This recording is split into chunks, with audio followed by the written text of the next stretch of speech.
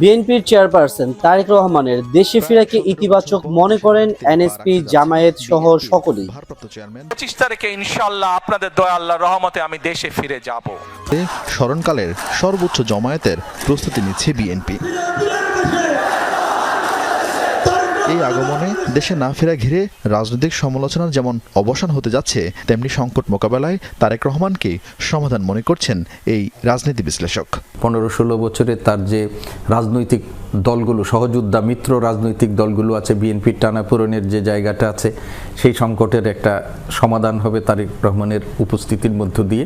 কিন্তু বিরোধী রাজনৈতিক দলগুলো কি তাই মনে করছে? সরাসরি এমন উত্তর না দিলেও তারেক রহমানের আগমন রাজনীতিতে স্বস্তি ফেরাবে বলে মনে করেন তারা। আমার ধারণা তিনি প্রায় একটা নতুন মানুষ হয়ে তিনি এখন ফিরছেন, খানিকটা প্রজ্ঞা, খানিকটা দূরদর্শিতা নিয়ে, খানিকটা লিডারশিপের খানিকটা ক্যারিজমা নিয়ে তিনি এখন ফিরছেন।